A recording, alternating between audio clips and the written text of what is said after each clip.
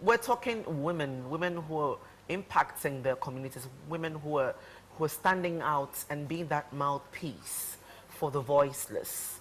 And our guests, well, she needs no introduction. How do I call her? I call her Sister Nana, because like I said, she is my big sister. But she is our dancer. Oh my goodness. You know, I can't believe that I now have to call you, you know. Ohiniyiri. Ohiniyiri Gifty Anti. No, but that's why I still right. That's a full name, right? Yes, yes. Oh, sis, I got it right. You got it right, yes, you did. Yeah. Sana, what's up? I'm good, good. Yeah. You're not growing any older, Cratch. Look at me. Do you know the age difference? More than 10 years. Yeah, and yet look at us. You guys look who looks younger? You all look like 25. You look younger and you are younger. You all look like you are younger. I'm younger. Good to have you here. Happy New Year. Happy New Year to you. It's been a while. How's your king? He's fine. He's doing well. He's watching by now, I'm sure. Can you believe it? So this is real royalty. Yeah. Meeting I was just for 3 hours. Royals. I was just for 3 hours. 3 hours a day times 5 days a week. And you live it. Happy New Year to you. And hey, it's good to see you. Good to see you too. Good job. Oh, I mean, you know, as always this morning, I just blasted a message. I'm going on GH live this morning with Kafui, and everybody says, "Oh, I'm already watching. I'm already watching." Nice, so it's a good thing, you know. Nice. The last time I spoke to you, I spoke to you was on Star FM, and you were speculating on the announcement, the big announcement, and you were just dropping some small clues and hints, and then it happened. Bam. It did. Yeah. What's marriage like? I'm still trying to find my feet. Okay. You know, I'm still trying to learn how to be a wife. But it's exciting. I'm still looking forward to the first big fight. But he's not giving me that fight for whatever it is. You can cook one up. Women are good at this. I try, but he ignores me. I know someone who does that. He ignores me. You know? He will find your trouble. You know. Yeah, this one is ignoring my trouble. It's not nice. What's it like being married to somebody who is also in the media? It's fun because we share ideas together. He understands my work. I understand his work. Sometimes we disagree vehemently on issues, especially when he has to go on radio to do his opinion. When he knows I'm not going to agree, he will never tell me. Sweet, what are you discussing today? Oh, I'm still thinking about it. Then you know that it's something that he knows I'm going to argue, you know, about with him, so he wouldn't tell me. But we share ideas, we bounce off each other so well. And I'm very proud of him, and he's also very proud of what I do. Time without number, he talks about your smartness, your level of intelligence, and probably one of the reasons, you know, why that he was kind of attracted to you. How does that make you feel? For me, it's like, God works in mysterious ways. And his timing is always best. And you know me very well, and I've said several times that there was no way I was going to give up my name, Gifty Anti. You negotiated that up front. Thank you, straight up. He knew it, and he was okay with it, so that was okay. There was no way I was going to give up. Why not? Because Gifty Anti has gone through a lot of fire. It's a brand. It's a brand. It's gone through ups and downs. I'm not, in any case, what is it going to take away?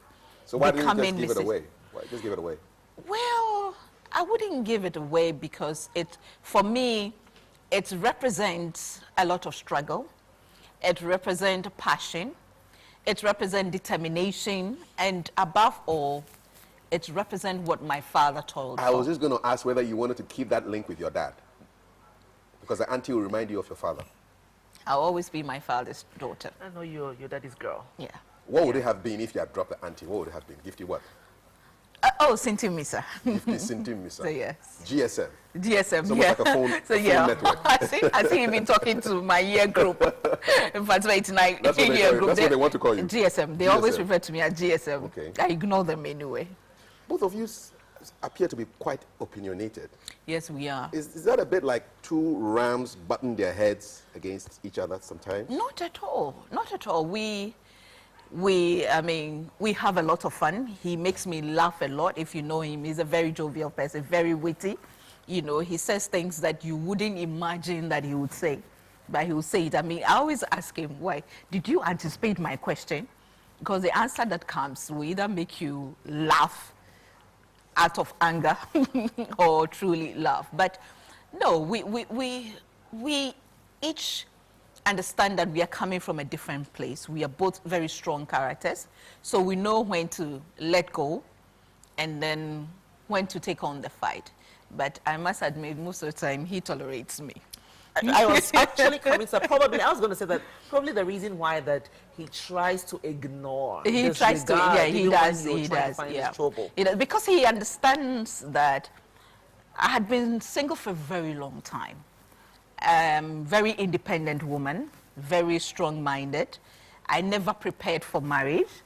He respects that I accepted to marry him because I was committed to it. I love him very much, and I'm prepared to work with it. And I told him, and he knows that. He said, I don't know a lot of things about marriage, right?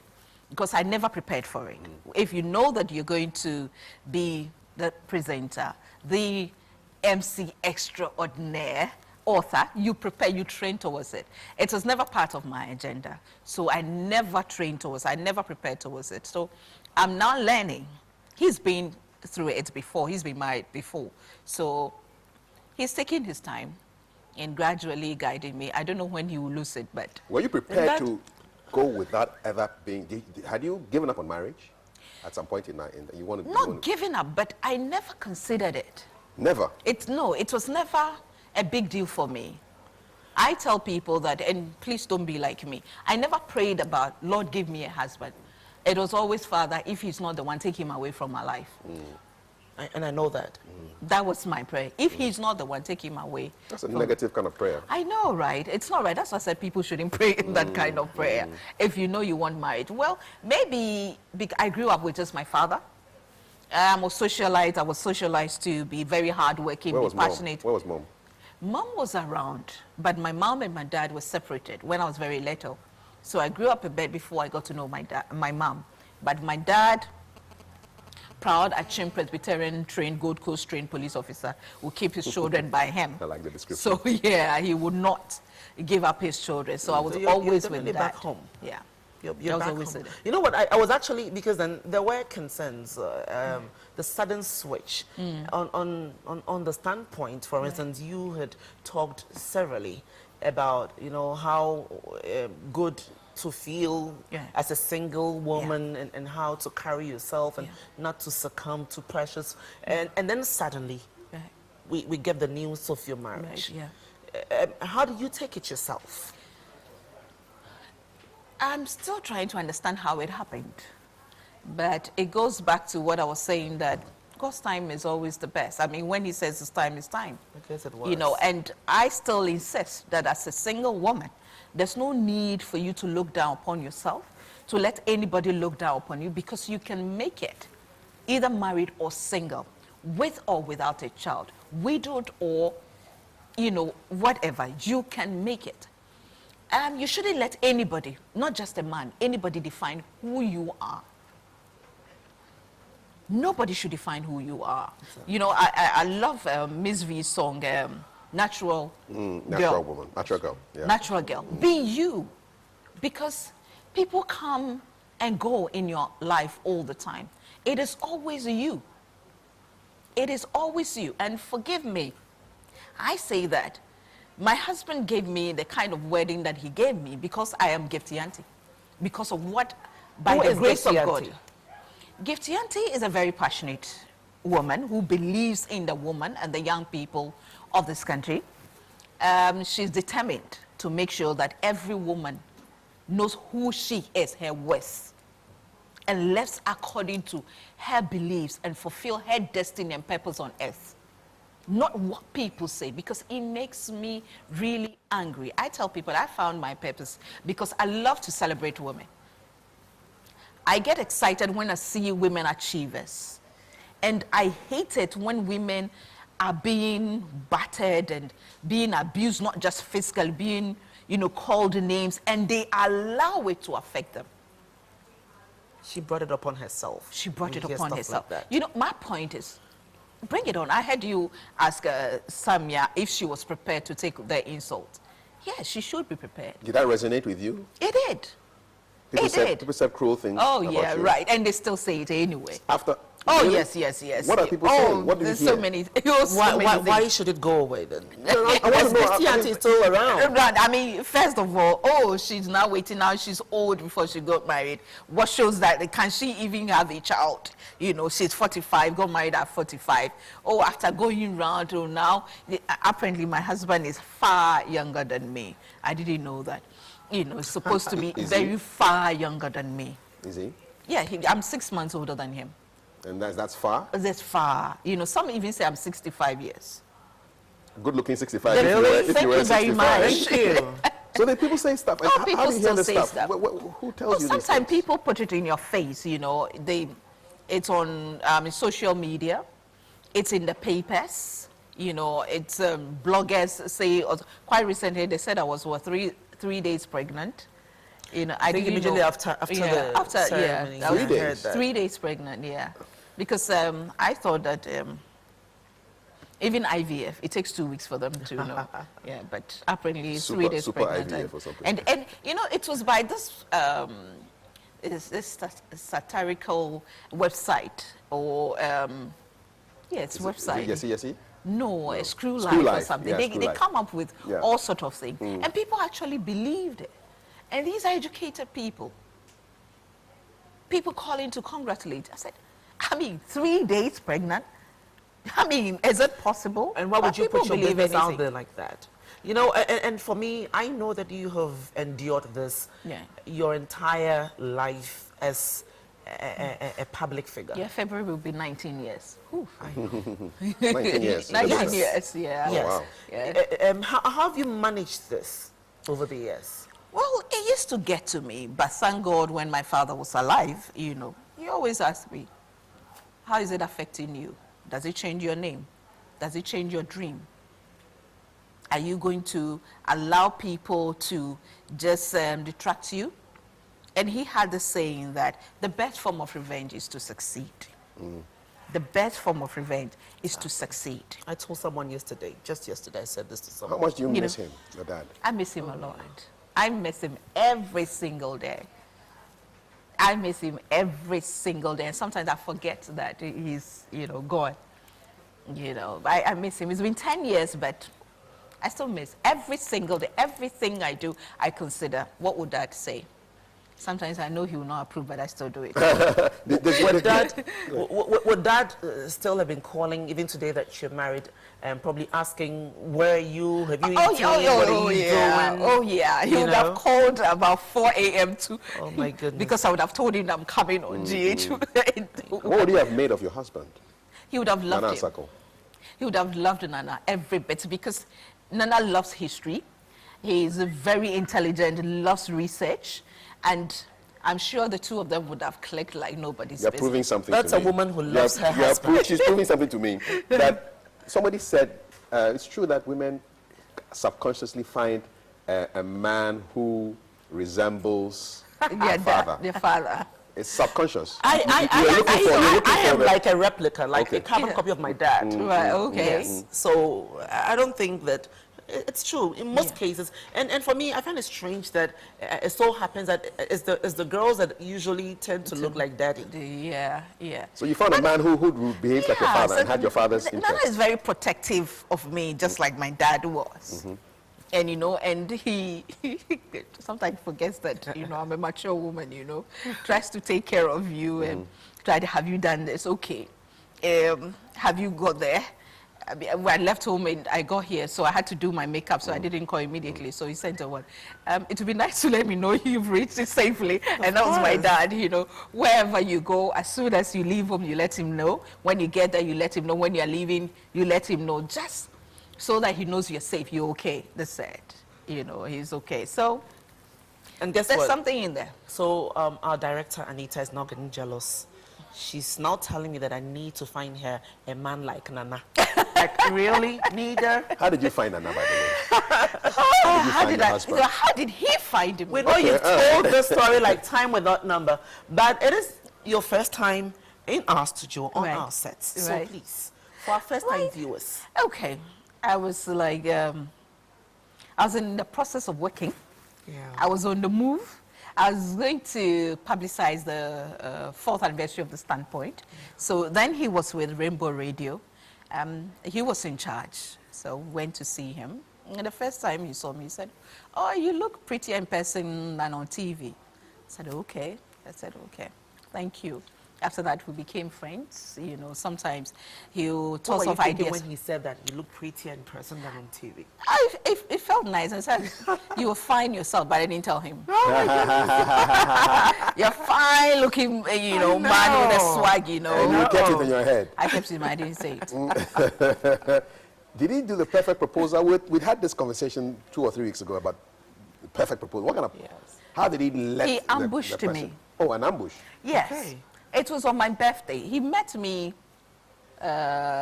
in June, the following year, February. I think my birthday, I wasn't here. I was out of the country. So I came, and then he said, "Oh, we should go for lunch, but you should go to his house. He's going to change." And then, you know, so as usual, I like speeding a bit. So I got to his house before, and when I got there, his family were there. Oh. His mother, his auntie, his sister, his best friend, everybody was there. Wow. I just said, "Oh, okay, we just decided to have a surprise dinner for you." And then during the dinner, he gets up and proposes to me.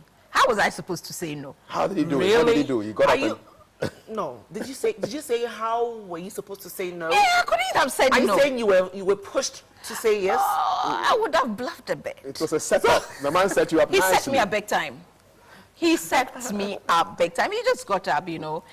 When he came, he put his hand around me, stood in front. So I thought he was going to say, "Oh, wish Gifty a happy birthday. You know, we thank God for how far he's brought her."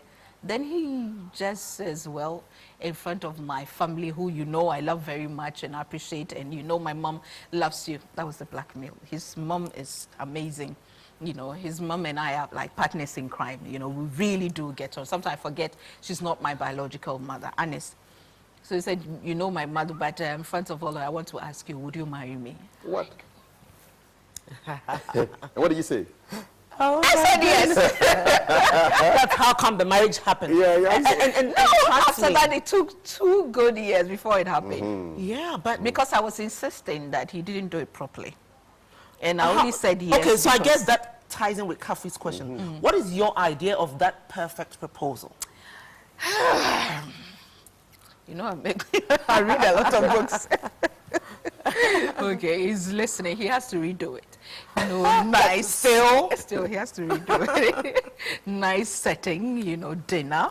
And then he comes. It would have been nice, you know, still being achieved, go down on his knee.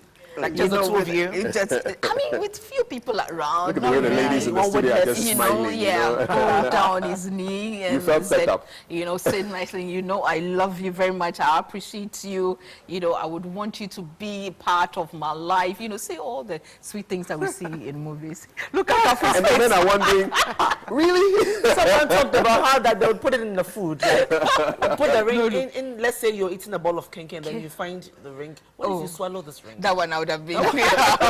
Get upset. But listen, I mean, trust me, I'm sure we're never going to get tired of talking about your marriage. Right. You know, the journey has been so smooth. Yeah. And I don't think we can ever get tired of talking about this. But let's jump into something else. Right. So, you're a feminist? Yes, I am. I know.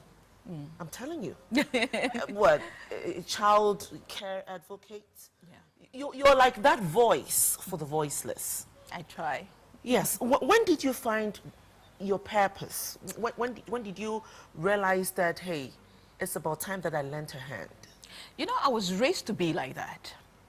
I was raised to stand up for, you know, the underprivileged. People who do not have a voice. My father was the type who will get up early in the morning, move from house to house, the whole of Tema, as far as he can go, checking on people, go to hospital. There's a lady now, Mrs. Nana Baini, who's like my sister, but we are not related because my father, on one of his hospital runs, you know, got in touch, and just because she was Nana, she became part of. My father would go and check up on him. Even on his dying bed, my father would still be reporting to the doctors who come that, oh, I checked on this person this morning. He wasn't feeling too good. You know, he was becoming a doctor himself. So it was part of me. And as I said, my father raised me to live my dream to the fullest. He taught me that as a woman, there's nothing I cannot achieve. So when I came into the real world and I realized that women were being branded, being called names just because they needed a voice, they needed to have an opinion, they wanted to express themselves, I thought that no, something had to be done about it. You know, so I was born a rebel anyway, but I decided to be a rebel to prove that it can be done. It can be done. For a long time, my husband was saying that he knows that I just want to prove to people that a single woman can be an achiever, but I've done enough, so I shouldn't punish him for that. I have to settle down and marry. But I set out to prove that, listen, you can do it as a woman. The ultimate being you need is God, finding your purpose and working towards it. I've traveled the length and breadth of this country doing human interest stories. I've been to places that people who come from that area haven't been to themselves. I tell people most of the scars I have on my legs, I had it from places in, you know, in the north or in the western region or central, somewhere that I have no links. So it became part of me, and I realized that there's something that needs to be done, especially when I saw results. 2006, 2005, I went to WA, School for the Blind. Exactly. I did a story on the children there, and we had these, this group from, I think, former award-winning farmers already. They went to donate. I did another story at a village, Sogotampion, in the north, about a little boy in a school in a very deplorable state. And then people went to their aid. And, you know, sad things kept happening. And people just, so it became a part of me that I wanted to do stories or programs that are solution-oriented. You know, people will feel and be touched to help. Right. You know, I tell people that we've moved from the period of where we had the touch-and-go journalism. You go report, you take your hands off it. This time you make sure you follow up to get help for the people. Exactly. Yeah. You just before we move into the projects, the latest one, you talk about how that daddy brought you up to live life to the fullest. Did that in any way put pressure on you to achieve? In a way, because, you know, and it still is my ultimate goal, to make daddy proud. I had 3 main objectives in life growing up.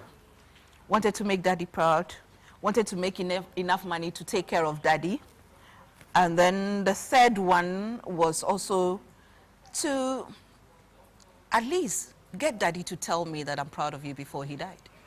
And he did. He did? He did. So accomplished. Accomplished. And up to today, I still... Sorry. Emotional. So yeah, sorry. I know. Go ahead. What do you still do? I get a bit emotional, but I still want to make daddy proud. Because I still live what he believes in. Giving to the poor. You know, my daddy was the one, the type of man who Christmas will come home with 6 bottles of minerals. We are about 6 in the house. So then you get excited. Everybody's going to get a bottle. Then he will send you to take 2 bottles to the next door who have just, you know, just received maybe a carload of minerals. Still send you to take 2 bottles to them.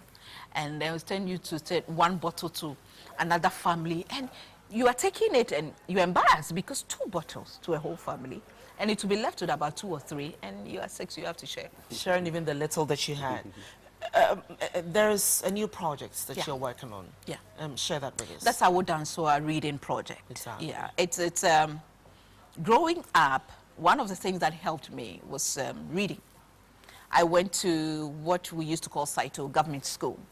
So it wasn't much to write home about. We had some good teachers, but, you know, we could have done with a bit more. So going to the library to read, being challenged to be competitive in reading. I used to walk from Tema, anybody who knows Tema, from Community 8 to Community 1 to the library to go get books, and in 2 days you are done, you're taking it. So growing up, and at a point you realize that the children are losing it. You know, my Nana gave me some statistics just yesterday that... You mean your husband? My husband, yes. You're free to say that. She was going to say my husband, my Nana. I'm used to calling him Nana. You know, gave me some interesting statistics according to GES that 98% of children in primary 2, who should be between the ages of 7 and 8, can't read. Which is and it's a fact. They can't read. It's a fact. In communities where I work for my foundation, that is exactly. They can read. And for an area like Edumasa, the kingdom, the little republic of Edumasa, you know, the road is bad.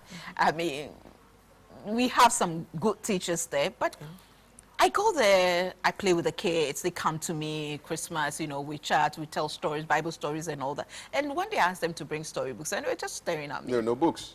No books. So what do you hope to achieve at Edumasa? Basically, you see, before I get to the achieve, we are fortunate to have a king, the king of Akwemu traditional area, Odenokwafu Akutu the third. Very educated man. This is a man, one thing I respect about him, even as a king, he was in the classroom pursuing his postgraduate degree in business at the School of Business, Legon. He sat in the classroom.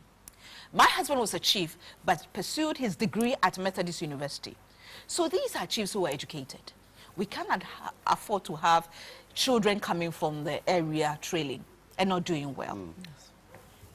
I overheard my husband one day discussing with the elders. I think they said, oh, now that Gifty is here, we need to find out how she can help. My husband laughed and said, don't worry. If you tell her to do something, she will rebel, she won't do it. Let her find her own niche, what she wants to do. And I looked at the kids, I said, let's say, we have around about 10 villages along that stretch with just about 2 schools. No reading books, textbooks, another thing. So why don't we start a reading project here? Once a while, we'll go there, get you to go with us. Sure. Oh, yes. Read to the kids. Definitely. Let them get involved. At a point in time, maybe it will spread across the whole of Akwemu area. Not maybe, it will have to go across the whole Akwemu area, maybe Eastern region, gradually will pick up. And then it will also motivate others. That if a small village, small republic of Edumasa can do something, I can also do something for my people. I've had people ask me, you're not from there, why aren't you doing for your people in the central region? You see, last year, I went to Volta region about 3 times to speak to students. And I met one amazing woman. She is the co-founder of Mauli Secondary School. And she has a Dora Vocational Institute now. She's a latte woman, married to an Ewe man who migrated to the Volta region and started the school. Made an impact there.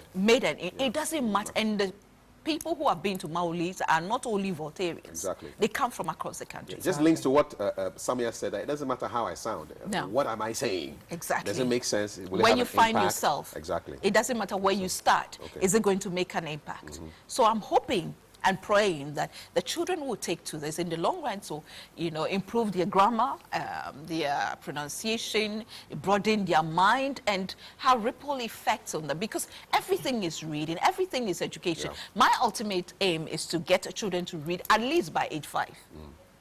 Knowledge is power. Knowledge is power. And I actually... this kind of speaks to me, and you know that. Yeah, you like do. Yes, and in the community where we work, these kids, they can't speak nothing. They don't even understand anything. So you have to speak Ga or Ewe with them. So you can imagine. And I've had people support me, friends from abroad. I mean, we take storybooks. So look, I'm very excited this initiative. And trust me, the kids themselves want to do it. Yes. They want to learn. Oh, yes, they do. Because then, you know, we go there sometimes, we're reading with them, and we're doing a bit of comprehension. We're asking questions. In fact, before I leave, I tell them, when I come back, I'm going to be asking you questions from the books that I brought for you. Exactly. So, and I want to be sure that the teachers are giving them the books to read, so that no teacher is keeping it for their personal use. Exactly. So, this is a very big initiative. But you talk about how that you used to walk from Community 8 to Community 1. And I remember one of my older cousins telling me there were times where we used to be picked up by buses, you know, transport us to the closest libraries and all of that. We don't have all of these things happening. No, do you think that we don't. as a country we have lost focus? We have. You saw, it's funny for a country that will insult every woman who doesn't have a child, and will call her names. We seem to think that children are everything. We do very little for our children. Yes, irony. We don't care about them. Nothing. We say they don't have a voice, they don't matter. You know, we ignore them. And my biggest worry now is how we've all become so busy and not paying attention to our children. What they do, it's scary. So with your project now, how does somebody get involved? Somebody's probably watching and thinking, I need to support. You know, it started, I launched it on the 2nd of January on social media. Okay. On social media, not an event. You know, 23rd January is my birthday. Okay. So I'm asking my friends and loved ones, people who say they like me, to give me a storybook each. Okay. Each. I'm hoping to raise about or collect about 1,000 storybooks before the 23rd or by the 23rd of January. After that, people can bring it. But so far, I have almost 500 books. Yes. Great. People, yes. 500 people, friends. Wow. 500. No, it's just about 20 people. Okay, okay. Mrs. Grace Ame Obeng, FC yes, Beauty. FC. Okay. She alone gave me about 235 books. Wow. Yeah.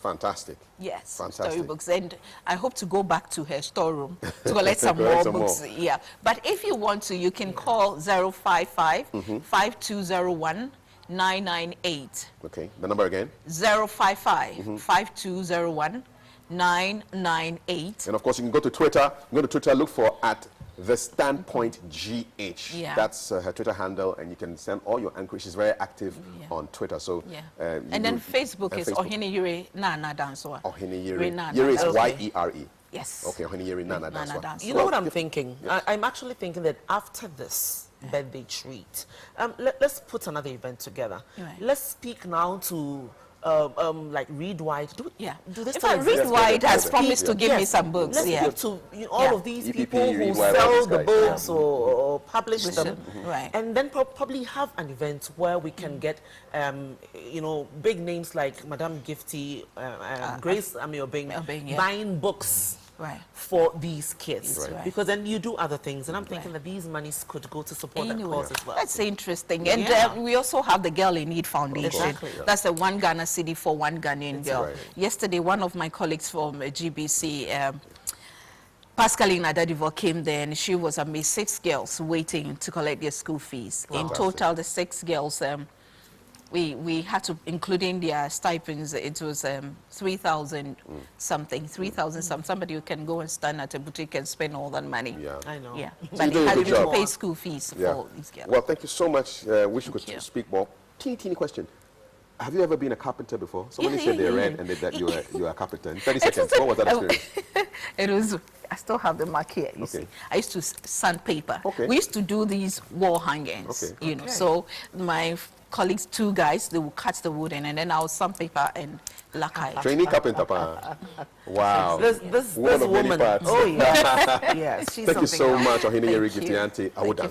And the project is a great one. You want to go to her Facebook page. You want to go to Twitter @The Standpoint GH and get all the information you get and support this one. So thank you so much. Royal greetings to Nana. I'll tell him. Yes. All right then.